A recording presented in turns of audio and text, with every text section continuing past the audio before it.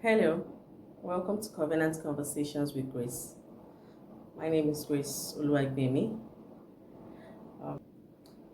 Today, I'll be sharing with you 3 habits to a healthy and sustainable marriage. Having a healthy and sustainable marriage is not about the grand gestures as we see on social media. It's not about the glitz and the glams. Having a healthy and sustainable marriage is about the small, repetitive things that we do in order to build a strong foundation of trust and intimacy. It's about the small things, the little daily habits, the little daily things that we do, the things we share amongst ourselves as a couple. Habit number 1, active listening. Listening is a part of communication. However, sometimes during communication, some people don't listen. I've heard complaints, I've heard different conversations with different people when they say, my spouse doesn't listen to me. Maybe they have complaints, maybe there are things they want to discuss with their spouse, or they've tried to discuss with their spouse, but they don't seem to get it. It's important to pay attention to your spouse when they're talking to you. Listening is active, not passive. You cannot say you are listening to your spouse while focusing on your phone.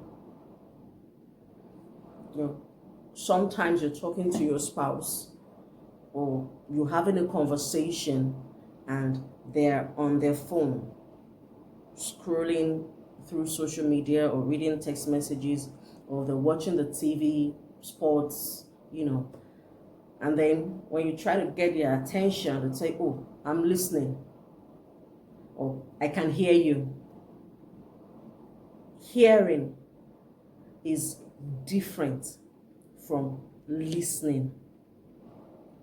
When you listen to someone, you pay attention. You pay attention to their words, you pay attention to their expressions, you pay attention to their emotions. You give them 100% of you. You cannot be listening actively to someone and be distracted by something else.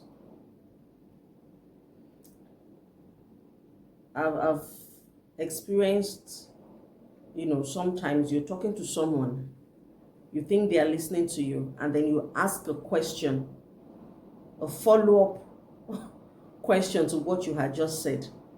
And they're like, what did you say? They are lost.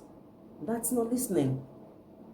They were hearing, but they were not listening. When you listen to your spouse, you're telling them that you value them, you respect them, they are important to you, they are special to you. However, when you do not listen to your spouse, you're also telling them that they're not important. Their opinion doesn't matter. What you're doing is more important than whatever it is they have to say. Sometimes you're having a conversation with your spouse, or you're trying to say something, and then your spouse just cuts you off or you cut your spouse off. If you do that, you are killing your marriage. Sometimes it might be that your spouse is saying something and you think you already know what they're about to say, and so you just cut them off and you start talking. If your spouse is a quiet type, they might not say anything. They might allow you continue talking. However, by the time you're done, it's possible they would have lost track of their train of thoughts, and they are not able to articulate what they had intended to say to you. And by the time they might remember, the opportunity might not be there again, and so they bottle it up. However, the day it will explode, you will start asking yourself, where is all this coming from? Well, I tell you, it's coming from the years of shutting up your spouse. Don't lose your spouse over mundane things. When your partner is talking to you, be mindful to listen actively to what they are saying to you. Sometimes by listening, you will pick cues to even things that they are not saying. You'll be able to ask the right questions. Habit number 2, rituals. Now, I don't mean anything diabolic. I don't mean going to see a baba or anything like that. However, I'm talking about daily habits, daily things you do as a spouse, okay, as partners. Nice things that foster good relationship. Example, in my home, in my marriage, okay, every morning when we wake up, irrespective of who got off bed first, when we see each other, okay, we hug each other. Like, I might be in the kitchen. It's possible I got up first in order to prepare food for the kids. And then when my husband gets up, he comes to the kitchen. As soon as I hear his footsteps, I drop whatever it is I was doing. And I walk up to him and we would hug. We would hug, very nice, warm hug. And light caresses, he would rub my back, my hair, my face. I would touch him lightly and then we'll kiss good morning. That has been our morning ritual.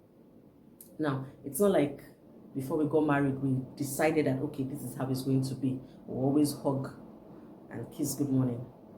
However, before we got married, whenever we saw, we would like hug, and we kind of carried that into marriage, and it's been like that for years. In fact, whenever, for whatever reason, maybe either of us gets engrossed or whatever what we're doing, and we don't quickly like hug, the other would like, what's happening? We'll make a face, and so it's just been, this is what we do, this is us. Another is we check in on each other.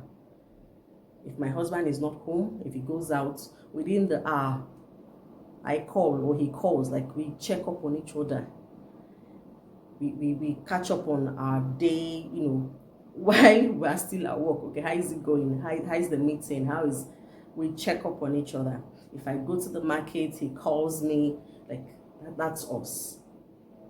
Before the day is over, we've just stayed over 80% of our day because we're always talking. Now, I know some of you might not like that. I've heard someone say, I don't like my husband calling me frequently. Well, sorry, I do. I enjoy it. And thankfully, my husband enjoys it as well. So that works for us. Find out what works for you. Find out what nice things you guys can do that works for your marriage. Okay. Habit number 3, appreciation. Appreciate your spouse. Say thank you. It doesn't hurt much. It doesn't have to, you don't have to wait for a grand gesture. You don't have to wait for that big occasion to appreciate your spouse. Appreciate them over the little things. Your wife cooks and serves you. Say thank you. Don't say, she's a woman now, so she's supposed to cook. Appreciate the effort that went into it. Don't say, yes, he's a man and so he's supposed to provide. When he provides, appreciate him. It might not be enough, it might not be as big as you would have wanted, but that little that he's able to provide, appreciate it. He sees trash on the floor, he clears it up. You notice, say thank you. Don't say, after all, it's his house too, and he's supposed to clean. No. Appreciate him for that. Learn to thank one another. It's not belittling you. It's not pride. Just, it's nice. It's a good thing. It fosters good relationship, love, harmony. It makes your spouse feel cherished. It makes your spouse feel seen. Those little things that you think, what, Kiloshi was so your mates are doing more. No. Appreciate those little efforts. Appreciate them. Be thankful. It's nice. It's good to be nice. Don't be nice to outsiders and then when you come home, you cannot appreciate your wife. You cannot appreciate your husband. Then, bonus tip number 4, prayers. I cannot overemphasize the importance of prayers in a marriage. Prayer is very necessary. When things are going good, you pray. When there are challenges, you pray. Pray daily for your spouse, for your home, for your marriage, for your finances. Pray daily. Daily prayers is very necessary for a successful marriage. If you found this helpful, if you found this interesting, please like, subscribe to our channel, share with your friends, and let's grow together.